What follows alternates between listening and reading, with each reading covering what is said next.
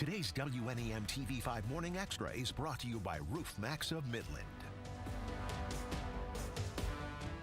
Thanks for joining us for TV5 Morning Extra. I'm Lauren Piesco. First Alert meteorologist Matthew Mondros here, tracking the latest in your Tuesday forecast. And Matthew, what should people expect before they head out the door? Yeah, Lauren, as you head out the door this morning, we do have some slick spots on our roadways because of the snow showers overnight. We've even had a little bit of freezing fog this morning, too. There's a live look at US 10 from the Fabiano Brothers building. So this is right near Mackinac Road. You can see some of that fog is now just lifted up above the roadway surface. Drive times there look decent on US 10, but still this fog settling in into the Bay region and the Thumb, and now even towards Owasso and Flint. This is because we've had a brief clearing in our skies behind that snowfall from the overnight. So again, take a look at some of these average speeds on some of these roadways too. You'll notice that most of these average speeds a little bit slower than normal. We're talking about 25% for the average, 25% slower. So you will need some extra time. And up north too, these roadways also are seeing some slower travel because of some of those snow showers that are still ongoing there. It won't be snowing all day today, though eventually we are going to see snow showers coming to an end later this morning. The rest of the day just mostly cloudy after that, and then we have some scattered snow showers in the forecast tomorrow too. I also want to point out some of those roads up north. You can see those drive times are slower where that snow is coming through. We'll take a look at the hour by hour for tomorrow's snow coming up soon. Lauren, back to you. Matthew, thank you. Continuing coverage now as temperatures continue to drop. The shelter of Flint near the city's downtown is turning its basement into an overnight warming center for more women and children. Normally it's a 70-bed shelter for women and children, and those rooms are on our second floor. But tonight we're turning it over our basement to a warming center. From now through the end of March, 47 beds will be available, giving those in need a safe and warm place to sleep through the night. They can expect a warm place, a warm welcome. They can expect mattresses and recliners and snacks. We'll have staff on site to help connect them to other services that they need. The warming center is open every night from 5 p.m. to the next morning at 9 a.m. Catholic Charities also has a daytime warming center open to everyone and overnight space for men and children at the Center for Hope. In Grambling Township, demolition is now underway at the site of what remains of the Church of Jesus Christ of Latter-day Saints on McCandlish Road. Back in late September, a gunman shot and killed 4 people inside the church during a Sunday service before setting it on fire. The attack ended within minutes when he was shot and killed by police. The president of the church's Grand Blanc Ward, which also served as an area stake center for LDS members, expects demolition to take about 2 months. We are also told church leadership has approved reconstruction using a standard design. 20 communities have come together to say we can do better on behalf of our babies. We don't have to be okay with babies growing up with economic hardship. That was Dr. Mona Hanna promoting the latest expansion of RX Kids to Gladwin County. It was launched by the Central Michigan District Health Department. The initiative offers a one-time payment of $1,500 during mid-pregnancy and $500 per month for the first 6 months of the baby's life. RX Kids began in Flint almost 2 years ago, and according to MSU, it's resulted in fewer preterm pregnancies and a drop in low birth weight babies in the city. And new or expecting parents can learn more about available resources today during a virtual baby fair. The State Department of Health and Human Services is hosting 2 baby fairs, one today and one tomorrow. The program experts will be available to answer all your questions. Today's event runs from 9 to 11 in the morning. Tomorrow's will take place from 6 to 8 p.m. You can register now in the hot link section on our website. Just go to WNEM.com. And today is the 40th annual Holiday Walk at the Flint Cultural Center. From 5 to 8 tonight, you can find carolers, holiday lights, ice sculptures, hot cider, reindeer, and so much more. The tree lighting will take place at 5:15 in Durant Plaza and will feature appearances from Santa and Mrs. Claus. Other performances and activities will take place across the Flint Cultural Center campus, including crafts for kids at the library and pictures with Santa at Whiting Auditorium. You're watching TV5 Morning Extra. Still ahead, the Four Lakes Task Force providing an update on winter tax bills, the impact on some people in Midland and Gladwin counties. Then higher prices for some Christmas trees. We'll hear right from a local nursery owner about the cost for this season. Miss a story? You can catch up on our YouTube channel, and for the latest updates, make sure to like us on Facebook and follow us on Instagram. Matthew will have your first alert forecast coming up next.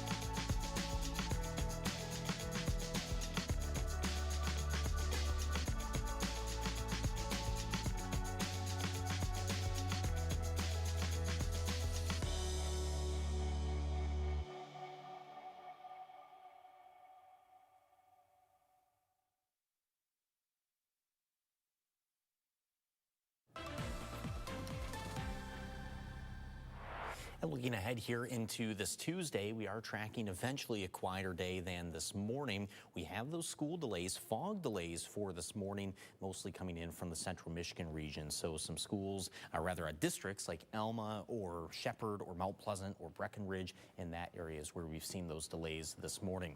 Now there we are downtown Saginaw live from the Dow here. You can still see some snow coverage, just light snow coverage on some of these roadways, but you will encounter that to start off the day here. Drive times will improve as traffic picks up as well. Here's a look at your first alert traffic map this morning. We are seeing more delays also into the central thumb. Up north, some slower travel in spots too because of some of the light snow that's been moving through there. But that snow shower activity is going to be winding down by about 9 o'clock this morning. So you see there by 9, and then the rest of the day, much drier, still a mostly cloudy sky. And then once we go into tonight, we'll also stay mostly cloudy. Now tomorrow we do have some snow showers in the forecast again. This is with a cold front coming through, but this front for tomorrow will be coming through around midday and as we go into the afternoon. These snow showers should start near our western counties late in the morning, pretty much just before noon, and then more of these snow showers move right across mid-Michigan over the course of the afternoon and the evening, and then by tomorrow night, most of them coming to an end. We could have just a little bit of lingering lake effect for the usual spots once we go over into tomorrow night. Now our snow predictor is showing here about a dusting to 1 inch of snow. Certainly not tracking a lot of snow with tomorrow's showers, but still enough that it could bring just a light coating on some of those roads by the end of the day. But again, fairly minimal with these snow accumulations, pretty similar numbers to what we just had from last night and this morning. First Alert 7-day forecast has similar temperatures for today as far as what we had yesterday. So 27 for the high today, 32 for tomorrow, but that cold front takes us down to 19 on Friday. That right there will be the coldest day of the week. Even Friday still pretty cold with a high of only 22 and a fairly cold start on Friday morning with lows that'll be in the single digits on a widespread basis. And then as we go into the weekend, a few light snow showers in the forecast as well, and Lauren will stay below freezing even through the weekend as well. All right, Matthew, thank you for those updates. Still unfolding, assessments for dam reconstruction are appearing on winter tax bills for affected people in Midland and Gladwin counties. The Four Lakes Task Force providing this update, saying residents are paying $217 million of the $364 million project. The total payment for this year is 60% of the annual assessment because there's only interest on the first bond. The second will be issued in the middle of next year. The capital assessment will take up 2 lines in order to properly calculate the interest on each bond. As for completion dates for each dam, Sanford is expected to be complete this month, followed by Smallwood and Secord next summer, and Edenville by summer of 2027. Refilling the lakes could take between a month and 3 months each, depending on when that starts. We have about 13 openings, and yes, we are actively trying to fill them. Still no end in sight to staffing shortages at Saginaw County Central Dispatch. And this is an update to a story we first brought you in October when workers complained about longer hours or sometimes working for weeks with no time off. Saginaw Mayor Brenda Moore, chairperson of Saginaw County 911, says 911 centers across the nation are struggling right now to fill open positions. You know, on any job, you start off really, really interested, then all of a sudden you get disenchanted. So I'm not sure where the breakdown is coming. I just know that it's not anything new. We've been always having those breakdowns. We may have 5 people to start and only 1 or 2 to complete. She adds officials are looking at ways to make up for that shortfall, including the possibility of having police officers answering 911 calls. With Thanksgiving now behind us, many of us are looking for that Christmas tree. So what do prices look like this year? According to the National Tree Company, artificial trees are seeing a spike of 20 to 30% in prices due to tariffs. In Thomas Township, Tyler Cluck, the co-owner of Cluck Nurseries, says the real Christmas tree industry should see a boost in revenue this year because of an increase in the price of artificial trees. This summer, we talked about this topic, that with all the tariffs that are going on, that it was going to up the artificial trees as much as 20%, and it is happening. So for us directly, have not really had more sales because of that. But as an industry in general, I think it's definitely a positive for the real tree because a lot of our prices are staying the same. Cluck says the price of a tree at the nursery is just $1 more than last year. Meanwhile, the executive director of the American Christmas Trees Association says it's been a wild ride for suppliers and retailers of artificial trees and Christmas decor, and that's due to new tariffs. Suppliers and retailers have absorbed much of the tariffs as possible without going out of business, but consumers could see a 10 to 15% price hike. Still, the American Christmas Tree Association says it has not seen a slowdown of artificial tree sales. Happening today, a ribbon cutting in Flint for the new Insight Psychiatric Hospital. It's the newest addition to the Insight Flint Medical Campus on South Saginaw Street. The building was part of the former GM Fisher plant. The facility accepts patients referred from public safety agencies, area hospitals, and community clinics. Today's ribbon cutting begins at 10:30. In Midland, a holiday ribbon cutting celebrating a new community space today. You can join Santa and Mrs. Claus for the grand opening of the Poseyville Preserve, home of Founders Crossing, in the Allen Ott Family Pavilion. The ribbon cutting starts at 4:30 on East Main Street near the East End building. During that celebration, you can enjoy free hot chocolate, cookies, and goodie bags for kids. Then afterwards, make your way downtown to Cronkite, across from the Ace Hardware, to see the downtown tree lighting at 5:30.